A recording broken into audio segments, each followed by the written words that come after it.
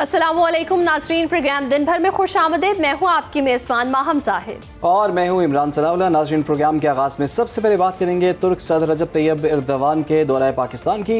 तो तुर्क सदर रजब तैयब एर्दोगान 2 रोज़ा दौरे पर कुछ ही देर में पाकिस्तान पहुँचेंगे। पाकिस्तान आमद पर उनका पुरतपाक इस्तकबाल किया जाएगा। तुर्क सदर रजब तैयब एर्दोगान वज़ीर-ए-आज़म शहबाज शरीफ की दावत पर पाकिस्तान का दौरा कर रहे हैं। दौरे में तुर्क सदर के हमरा तुर्की का आला सतह का वफ्द भी शामिल होगा। वफ्द में वुज़रा, आला हुकाम और कॉरपोरेट रहनुमा शामिल होंगे। तुर्क सदर के तैयारे के पाकिस्तानी हुदूद में दाखिल होते ही पाक फ़ज़ाइया के JF-17 थंडर्स तैयारे उन्हें स्कॉट कर देंगे और दौरे के दौरान वज़ीर-ए-आज़म और तुर्क सदर स्ट्रेटेजिक कोऑपरेशन काउंसिल इजलास की मुश्तरका सदारत करेंगे और इजलास के इख्तिताम पर मुश्तरका अलामिया भी जारी किया जाएगा। सरकारी ज़राए के मुताबिक दौरे के दौरान अहम मुआहदों और MOUs पर दस्तखत होंगे। इसके अलावा सदर एर्दोगान सदर आसिफ अली ज़रदारी से मुलाकात करेंगे। इसी पर बात करने के लिए हमारे साथ मौजूद हैं ब्यूरो चीफ इस्लामाबाद कामरान खान साहब। बहुत शुक्रिया आपके वक्त का। कहिएगा, उनके इस्तकबाल के लिए क्या क्या तैयारियां हैं और क्या शेड्यूल होगा, कितनी अहम मुलाकातें होंगी, कौन कौन से मुआहदे जिन पर दस्तखत होने जा रहे हैं? जी शुक्रिया महम।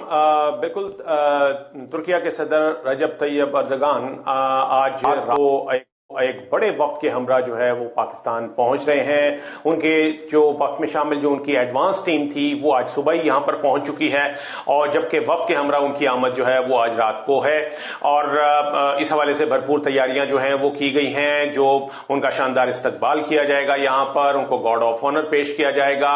इसके अलावा जब जो उनका जो बुनियादी मकसद है, ये 2 रोजा दौरा है जो कि वज़ीर-ए-आज़म शहबाज शरीफ की खुसूसी दावत के ऊपर हो रहा है। आज जब वो पहुंचेंगे तो आज और कल जो है वो यहीं पर रहेंगे और इन 2 रोज में जो सबसे अहम फोरम है, यानी कि जो सबसे अहम एक्टिविटी है, वो high level strategic cooperation council का इजलास है।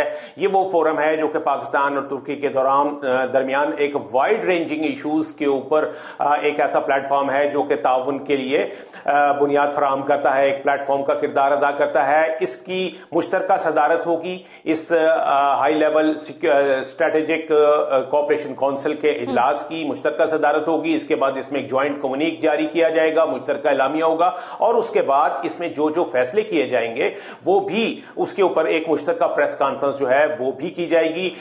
जो सदर तैयब एर्दोगान का जो दौरा है उसमें जो वफ्द है उसमें वफाकी उनके जो वुज़रा हैं और जो डिपार्टमेंटल हेड्स हैं, हुक्मरान हैं, कई उसमें बिजनेस कम्युनिटी के जो लीडर्स हैं वो भी शामिल हैं। ये बिजनेस लीडर्स जो हैं, इनकी आमद का मकसद यहां पर है कि यहां पर एक बिजनेस फोरम का भी इजलास होगा जिसमें तुर्क सदर जो हैं वो शरीक होंगे और उस फोरम का मकसद यह है कि तुर्किया की जो बिजनेस लीडरशिप है और जो यहां पाकिस्तान के बिजनेस कम्युनिटी है उनके दरमियान, उन तमाम बिजनेस लीडर्स के दरमियान मुलाकात होगी। उसमें मुआहदे साइन होंगे और 2 तरफा ताल्लुकात को बढ़ाने के लिए कई अहम मुआहदों पर दस्तखत किए जाएंगे। मैं बताता चलूं कि इस हवाले से जितने एरियाज हमें आइडेंटिफाई किए गए हैं कि किन किन एरियाज के ऊपर जो है वो 2 तरफा ताउन के ऊपर बात हो सकती है, तो ये वाइड रेंजिंग इशूज हैं जिसमें तिजारत है, सरमायाकारी है, बैंकिंग है, इसके अलावा तवानाई, दिफा, ज़राअत और मवासलात, सेहत, साइंस एंड टेक्नोलॉजी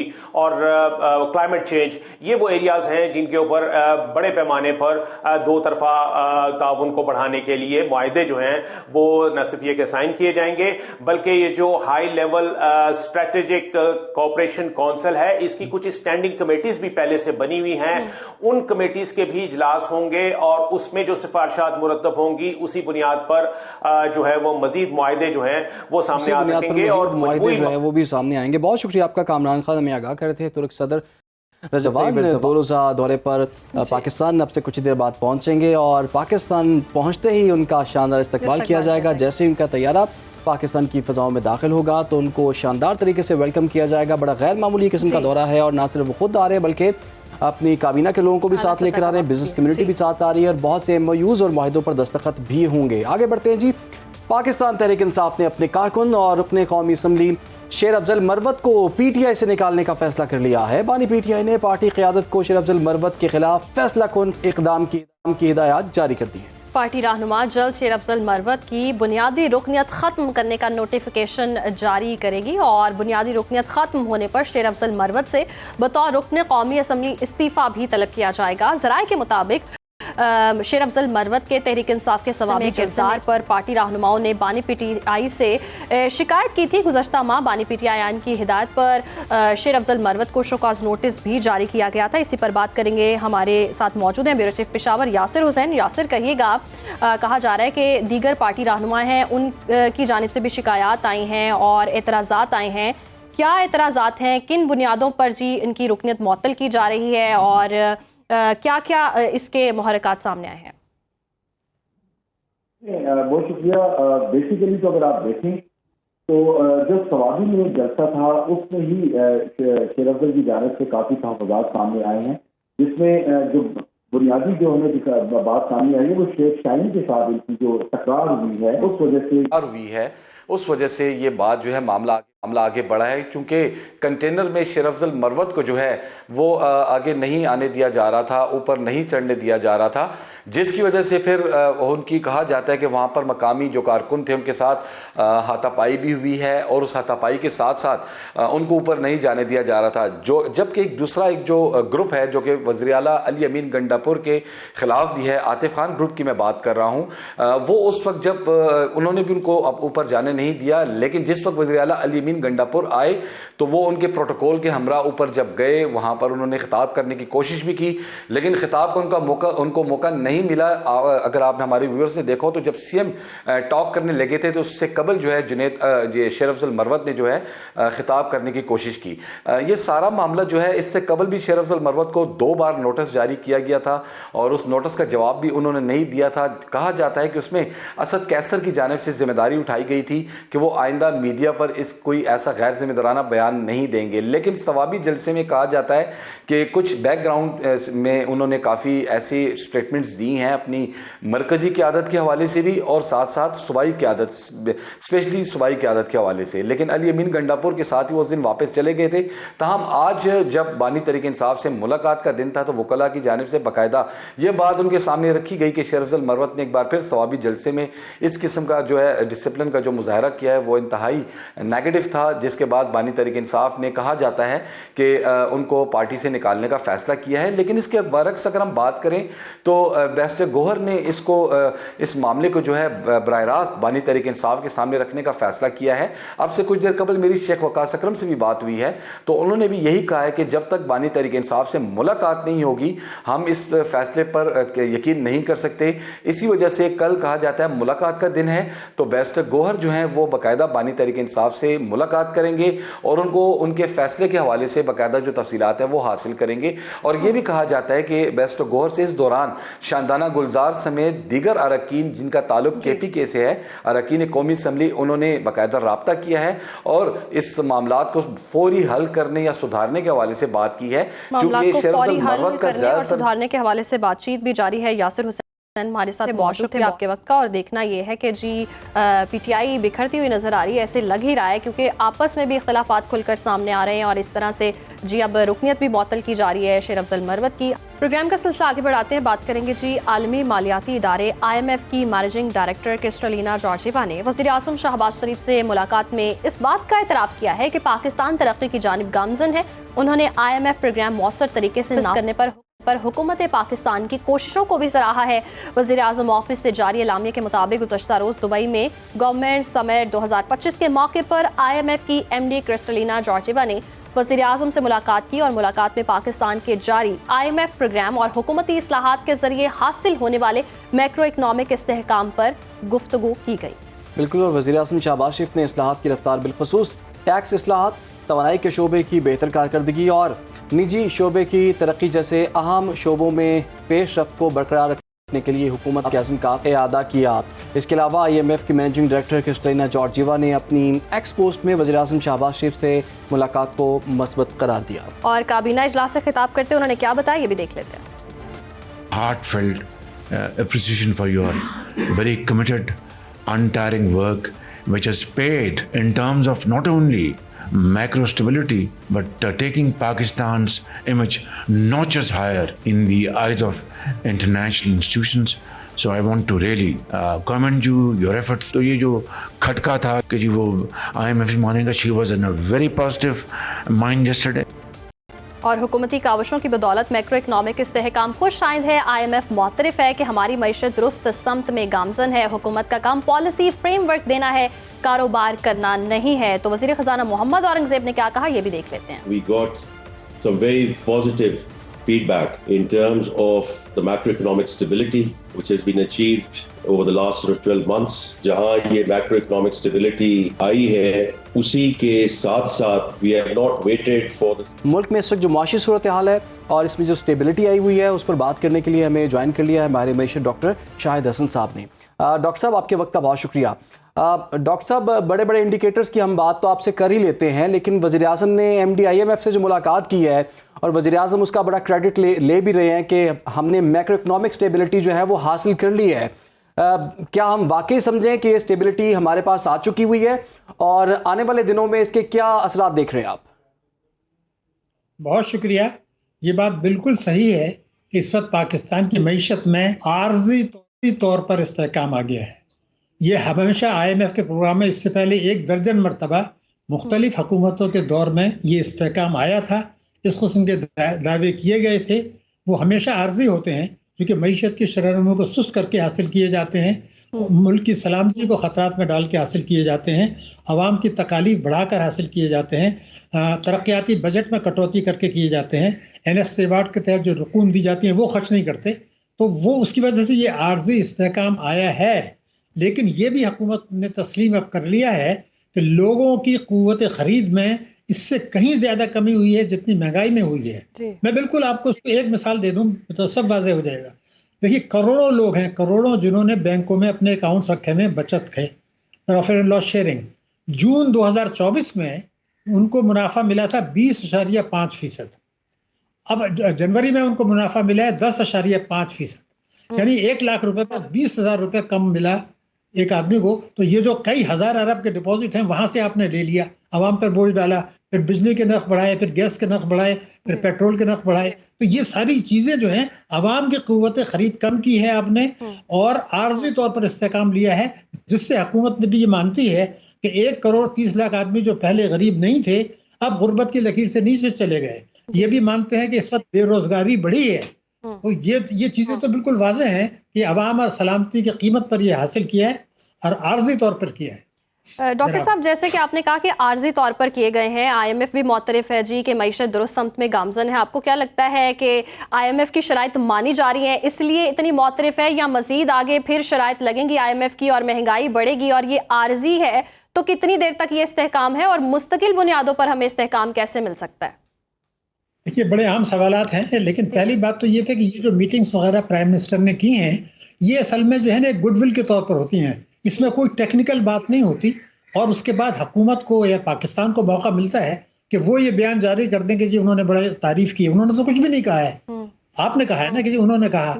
वो तो वो ये कह रहे हैं कि जब उनका वफ्द यहाँ पर बैठा है उन्होंने चीफ जस्टिस साहब से मुलाकात कर ली आपको, और चीफ जस्टिस ने कहा जी हम इस किस्म की मुलाकात के आदी नहीं है जो आप कर रहे हैं, लेकिन हुकूमत ने कहा तो हमने कर ली। और वो कहते हैं जी हमें तो आपकी अदलिया की आज़ादी की फिक्र है, हमें तो इलेक्शन में क्या किया आपने हमें तो उसकी फिक्र है, हमारे यहाँ जो है आपके यहाँ इंसाफ मिलता है कि नहीं मिलता, आपके यहाँ तो एग्रीमेंट्स कैंसिल हो जाते हैं। इस किस्म की बातें उन्होंने की हैं और हमारे चीफ जस्टिस साहब ने नहायत ही जो है वो ईमानदारी के साथ, बसीरत के साथ उनको बता दिया कि भाई हमारा ये काम नहीं है, अब कहा तो हम बता देते हैं, हमारी अदलिया आज़ाद है, हम आज़ाद हैं, हम फैसले अपनी मर्जी से कानून के मुताबिक कर रहे हैं। तो ये तो उनको लग रहा है कि उनको बड़ी पाकिस्तान से शिकायत हैं। और मैं आपको बता दूं जब वो मार्च में आएंगे तो वो बड़ी ज़बरदस्त अब हमारे बातें करेंगे कि आपने ये नहीं किया, आपने ये नहीं किया। उसकी वजह है, देखिए ट्रम्प के बयानात बिल्कुल वाज़ेह हैं। ट्रम्प जो है वो IMF की पॉलिसी डिक्टेट करता है। ट्रम्प ने जो है वो दुनिया की एड भी रोकी है और भी बातें वो कर रहा है। वो CPEC को भी नुकसान पहुंचाना चाहता है। अमेरिका भी ये भी चाहता है कि पाकिस्तान IMF के चुंगल से ना निकले और एक मरतबा फिर 2027 के बाद जाए। अमेरिका ये भी चाहता है कि पाकिस्तान में अदम इस्तेहकाम रहे। ये सारी बातें IMF का प्रोग्राम के तहत हम कर रहे हैं और जो अवाम पर बोझ डालते हैं हम कहते हैं ये तो IMF की शराइत है। ऐसा कुछ नहीं है। IMF का गठजोड़ है हमारे साथ। हुकूमत को पता है, मैं अहम जुमला बता दूं, हुकूमत पाकिस्तान को पता है, IMF को पता है, किसी को शुबा नहीं है कि अब आज IMF हमें अगर किस्त खुदा न खास्ता ना दे तो हम अपने बैरूनी कर्जे अदा नहीं कर सकते। चीन हमारा एक बहुत अजीम दोस्त है, मगर मैं आज आपको बताता हूँ रिकॉर्ड पर कि चीन पूरी ताकत भी लगा दे और अमेरिका ना चाहे तो वो पाकिस्तान को मदद नहीं कर सकता। पाकिस्तान को इसलिए कि हमारी बरामदात अमेरिका के साथ है, अच्छा यूरोपियन यूनियन डॉक्टर के साहब, साथ। एक और अहम मामला है जो कि आप बात कर रहे थे कि अवाम पर जो बोझ डालने वाली बात है, तो वज़ीर-ए-आज़म ने आज इजलास में ये कहा कि MDIMF ने खास तौर पर जिक्र किया, वज़ारत तवानाई ने बहुत अच्छा काम किया है कि लोगों को इतने भारी भरकम बिल भी भेजे हैं और वो चीज़ जो है वो टारगेट्स अचीव भी किए गए हैं। लेकिन साथ साथ उन्होंने ये भी कहा है कि उन्होंने MDIMF को ये कहा भी है कि जब तक ये बिजली की कीमतें कम नहीं हो पाती, इंडस्ट्री जो है वो ग्रो नहीं कर सकती। तो इस हवाले से वो कह रहे थे कि हम इसे निगोशिएट भी कर सकते हैं। तो आपके ख्याल में IMF इस बात पर राजी हो जाएगा कि हम आवाम को कुछ रिलीफ दे पाएं? देखिए, दो बातें हैं इसके अंदर।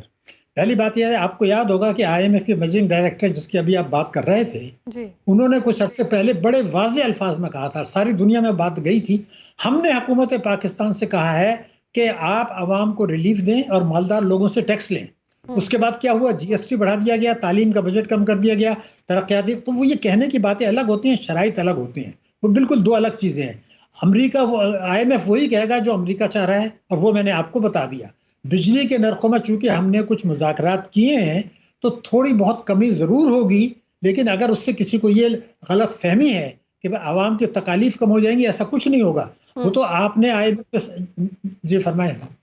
जी जी, मैं ये अर्ज कर रहा था कि हमने IPPs के साथ कुछ मुज़ाकरात किए हैं, उन्होंने कई हज़ार अरब रुपए कौम के खाए हैं, गलत तरीके से खाए हैं पिछली हुकूमतों की वजह से। अब उनको भी बता दिया गया था कि अगर आप ये नहीं करते तो हम सख्त एक्शन लेंगे। मैंने तो ये कहा था इनका नाम ECL में डाल दें, तो वो खा पी चुके हैं। अब वो थोड़े बहुत कंसेशन पर राजी हो गए, थोड़ा बहुत, उसका कुछ थोड़ा बहुत इम्पैक्ट आएगा और IMF मान भी जाएगा, लेकिन वो दूसरी शराइत रखेगा कि ये बढ़ा दें, ये बढ़ा दें, ये बढ़ा दें। तो आवाम को रिलीफ मिलने की बात गलत है, कुछ थोड़ी बहुत कमी होगी, लेकिन उससे कोई खास फायदा नहीं होगा, इसलिए कि हम इस्लाहात के लिए तैयार नहीं है। हम हर किस्म की आमदनी पर टैक्स लगाने के लिए तैयार नहीं है, हम शाना अखराजात के लिए तैयार नहीं है। अभी आखिरी जुमला बता दूं, अभी भी आपने देखा कि गुर्बत है, बेरोजगारी है, और तनख्वाहें अभी अपने पार्लियामेंट ने बढ़ा दी अपनी सारी, आपके सामने है। तो ये तो नजर आ रहा है कि अपनी तनख्वाह तो कम नहीं कर रहे, आवाम को कुचल रहे हैं।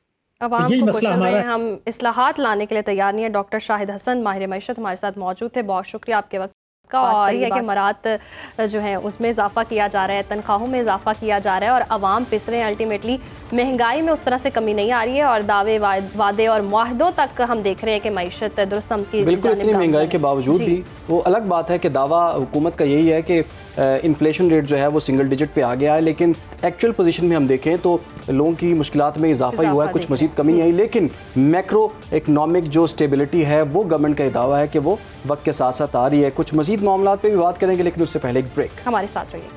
प्रोग्राम में एक मरतबा फिर से आपको खुशामदीद कहते हैं। और कराची के इलाके डिफेंस से 6 जनवरी को अगवा होने वाले नौजवान की बाजियाबी अब एक मुअम्मा बन गई है। 1 माह से ज़ायद अरसा गुजर जाने के बावजूद कराची पुलिस मखवी मुस्तफ़ा को बाजियाब कराने में नाकाम है और पुलिस की तहकीकात के मुताबिक मुलजिम अरमा खान ने मखवी मुस्तफ़ा के कत्ल का एतराफ़ किया था। मुलजिम ने इब्तदाई तफ्तीश में कत्ल के बाद लाश मलीर में फेंकने का इंकशाफ किया था। हुकाम के मुताबिक पुलिस की तलाश के बावजूद मुस्तफ़ा मिला, ना ही उसकी लाश मिल सकी है। इसी पर बात करने के लिए हमारे नुमाइंदा हमारे साथ मौजूद हैं आसिफ अली सैयद। आसिफ, आपके वक्त का कहिएगा, 6 जनवरी से अगवा हुआ है ये नौजवान और मुलजिम ने भी एतराफ़ कर लिया है। पुलिस की तफ्तीश कहाँ तक पहुँची है, क्यों नाकाम है, क्यों इस मसले का हल नहीं निकल पा रहा अभी तक?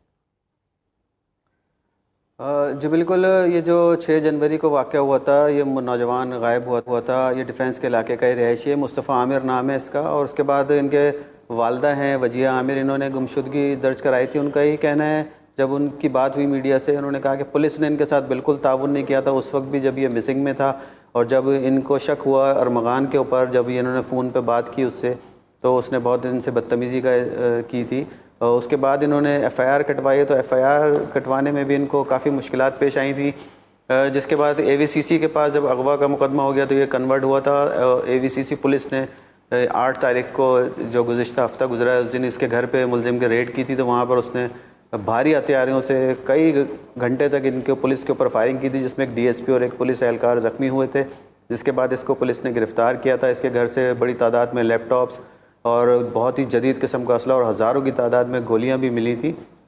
डीएसपी को जो है 2 गोलियां लगी थी और एक सिपाही इसमें ज़ख्मी हुआ था, लेकिन मगवी बाजियाब नहीं हो सका था। जब मुलजिम से तफ्तीश की थी तो उसने इंकशाफ किया अपनी तफ्तीश में कि मैंने मुस्तफ़ा को कत्ल करके और उसकी लाश मलीर में फेंक दी है, लेकिन मलीर की तरह इलाके में जाके पुलिस ने सर्च किया लेकिन वहाँ पे उनको कोई लाश नहीं मिली। जब उसको मजिस्ट्रेट के पास पेश किया था पहली दफ़ा तो उसने वहाँ पे अपने बयान से मुकर गया, उसने वो बताया कि भाई मैंने उसको नहीं मारा है। जिसके बाद अदालत को जब उन्होंने मज़ीद जिस्मानी रिमांड के लिए पेश किया गुज़िश्ता दिनों, तो अदालत ने उसको जेल भेज दिया और पुलिस को रिमांड देने से इनकार कर दिया था।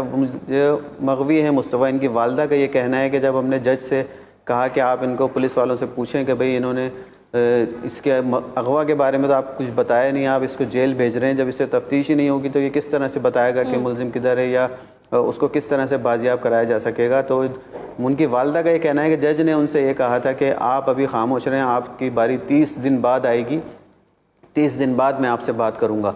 और उसके बाद उन्होंने उसको जेल भेज दिया था। आज जो ताज़ा इसमें पेश वाकई तावान का मुतालबा भी किया गया था।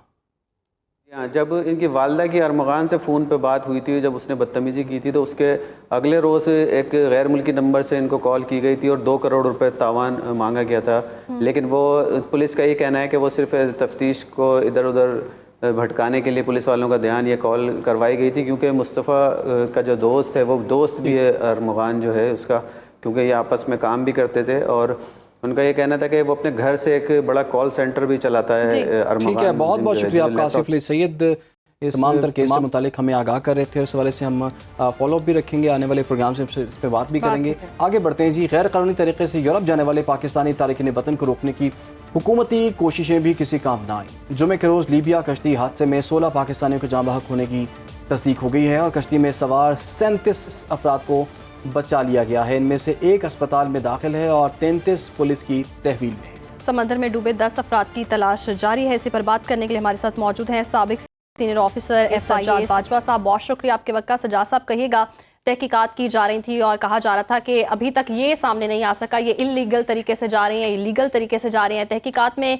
क्या कुछ सामने आया है और बाकी जो 10 अफराद हैं उनका कब तक पता लगा लिया जाएगा? देखिए, अभी तो ये तीसरी चौथी कश्ती है जो रिसेंटली अभी डूब गई है और इतने लोग बेचारे जान से हाथ धो बैठे हैं। और अभी तक जो है वो इंटरनल रिपोर्ट्स चल रही हैं FIA की, मिनिस्ट्री ऑफ इंटीरियर की, फॉरेन ऑफिस की। और अभी तक जो चीज सामने आई है वो तो फॉरेन ऑफिस ने जो अभी तक बयान किया है, मीडिया को दिया है, वही है। और अभी कल एक और कमेटी जो है वो बनाई है वजारत दाखिला ने, जो FIA का ऑडिट करेगी, उसका परफॉर्मेंस ऑडिट करेगी। और उसमें DG नेशनल पुलिस ब्यूरो की सरबराही में वो एक 5 रुकनी कमेटी बनाई है। आप देखें उसका आउटकम क्या होता है।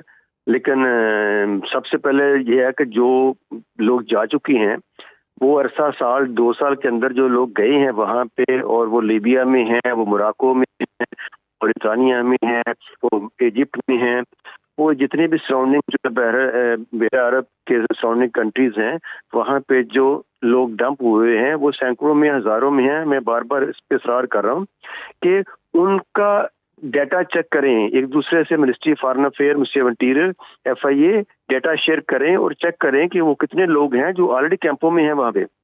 और अगर उनको रेस्क्यू नहीं किया गया, उनको वापस नहीं लाया गया, तो वो भी बेचारे कश्तियों में इस तरह बार बार डूबते जाएंगे। और उनकी जानें बचाना सबसे पहला और अहम फर्ज है। उसके बाद दूसरा है कि यहाँ से जाने वालों को रोका जाए। अभी कुछ सख्ती की है, अभी लोगों को ऑफरोड भी कर रहे हैं और रोक रहे हैं उन ममालिक को। एक FIA ने एडवाइजरी जारी की है। मेरे हिसाब से तो FIA के बजाय उसमें गवर्नमेंट ऑफ पाकिस्तान को, वजारत दाखिला को एडवाइजरी जारी करनी चाहिए उन ममालिक की। और क्यों वहाँ पे और तीसरी बात ये है कि जो ह्यूमन स्मगलर्स इसमें इन्वॉल्व हैं, जो मेन स्मगलर हैं वो, और जो हजारों की तादाद में जो लोग अभिष्टारी हैं, उनके साथ एक मैकेनिज्म बनाया जाए जिसमें लोकल पुलिस, FIA मिल के ऑपरेशन करें और उनको गिरफ्तार करें, उनको प्रोसिक्यूट करें, उनको सजाएं दिलवाएं। और अगर ये नहीं किया गया तो फिर ये सिलसिला चलता रहेगा। और फिर अभी तक जो DG FIA है, ये डिस्कशन तो हम बहुत अरसे से कर रहे हैं। इससे पहले भी हादसा पेश आया था जी, मैकेनिज्म बनाया जाए, इकदाम किए जाएं, और देखने में कुछ नहीं आया और एक के बाद एक हादसा होता जा रहा है। कोई एक्शन इस तरह से स्ट्रांग लिया नहीं जा रहा कि इस अमल को ही रोका जा सके। देखें, एक पहले एक 18 महीने पहले, बल्कि 18 महीने की तो रिपोर्ट है, 2 साल पहले वज़ीर आज़म मियां शहबाज शरीफ साहब ने एज ए जब पीडीएम गवर्नमेंट थी उस वक्त उन्होंने कमेटी बनाई, उसकी रिपोर्ट आई, उन्होंने बड़ी मेहनत से रिपोर्ट बनाई, सारे मामले को उठाया, इसको हाईलाइट किया। उसमें डॉक्टर साहब सादिक के बड़े रिपोर्टेड अफसर थे, उनकी सरबराही बनाई, उन्होंने रिपोर्ट दी। और आप यकीन करें कि वो ये दूसरी कश्ती ना डूबती, जो पीछे डूबी है, तो 18 महीने तक वो रिपोर्ट कहाँ चली गई थी, वो गायब हो गई थी। अब वो रिपोर्ट जाके सामने आई है तो उसकी रिपोर्ट पे कुछ अभी तक भी एक्शन नहीं हुआ जो होना चाहिए था। लेकिन मैं अगर इसे जो अब कमेटी बनी है इसकी रिपोर्ट में भी कुछ नहीं होगा अनलेस के आप पहले, सबसे पहला काम है कि एक ईमानदार और अच्छा कॉम्पिटेंट डीजीएफआई लगाए। और अभी तो एक्टिंग डीजी पे चल रहा है, तो एक्टिंग डीजी पे चलते चलते तो काम नहीं चलेगा। और इन्हीं केसेस की तहकीकात के सिलसिले में ही जो डीजीएफआई है उनको हटाया गया और एक्टिंग डीजी पे इस वक्त ये इदारा चल रहा है। और ख़ास तौर पर हुकूमत का काफ़ी यही कहना है कि हम इस हवाले से काफ़ी सख्ती भी कर रहे हैं, एफआई के कुछ एहलकारों को भी नौकरी किया गया है, मजीद सख्तियाँ भी कर रहे हैं, कुछ इंसानी स्मगलर्स को भी पकड़ा गया है, ख़ास तौर पर गुजरांवाला और इसके साथ साथ मंडी बहाउद्दीन दीग गुजरात इलाके में हमने देखा है कि काफ़ी गिरफ्तारियाँ भी हुई हैं। हम उम्मीद करते हैं कि ऐसे वाक़यात आइंदा रूनुमा नहीं होंगे। बहुत शुक्रिया आपका बाजवा साहब, आप हमारे साथ मौजूद थे। फिलहाल यहाँ पर वक्त हुआ एक ब्रेक, हमारे साथ हुए। वेलकम बैक नाज़रीन। ब्रेक के बाद बात करेंगे मिर्गी एक ख़तरनाक बीमारी है जो न सिर्फ जिस्म को झंझोड़ती है बल्कि ज़िंदगी को भी बेसुकून बना देती है। मिर्गी एक असाबी बीमारी है जिसमें दिमाग की बरकी सरगर्मियों में ख़राबी पैदा होती है, जिससे मरीज़ को बार बार दौरे पड़ते हैं। ये दौरे जिस्म को झंझोड़ देते हैं, मरीज़ बेबस हो जाता है और मिर्गी के मरीज़ हर वक्त खौफ में जीते हैं कि कुछ पता नहीं कब दौरा पड़ जाए और कोई इसकी मदद करने वाला ना हो। बिल्कुल, आलमी इदारा सेहत के मुताबिक दुनिया भर में तकरीबन 50 मिलियन अफराद मिर्गी का शिकार हैं, जिनमें से 80% केसेस कम या दरमियानी आमदनी वाले ममालिक में पाए जाते हैं। मिर्गी के मरीज़ को दौरे के दौरान हादसा या चोट लग सकती है, जिसके नतीजे में दिमाग या जिस्म को कोई नुकसान पहुंच सकता है। मिर्गी है क्या और ये बीमारी कैसे होती है, इसकी इक़साम क्या है, मिर्गी से कैसे बचा जा सकता है, जिन लोगों को मिर्गी हो गई है उनका ख्याल आपने किस तरह से रखना है, तो अपना भी ख्याल रखें और अपने इर्द गिर्द अपने दोस्तों का, अपने अहल-ओ-याल का भी ख्याल रखें। फिलहाल प्रोग्राम का वक्त खत्म हो चुका है, हमें दीजिए इजाज़त, अल्लाह हाफ़िज़।